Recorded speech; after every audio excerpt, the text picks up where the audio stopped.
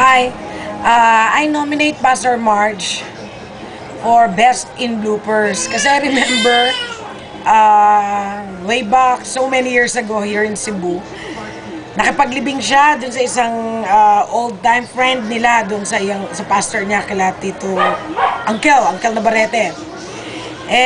Yun, dahil nga na-late na yung sasakyan na sinasakyan nila, so pagbaba niya ng sasakyan, nakita niya may mga tao sa unahan na nagtapok, and she just went straight ahead sa mga kasama niya.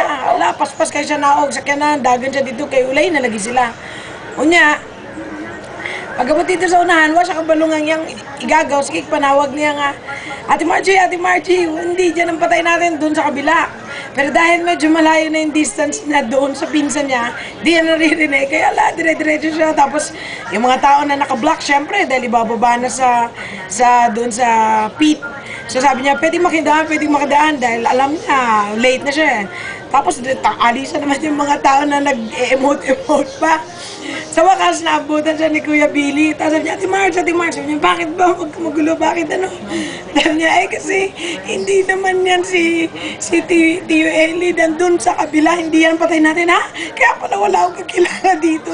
Ala, dali-dali siya, alis, back out. At pagkatapos, sabi niya kay Kuya Billy, bakit hindi mo naman sa akin sinabi?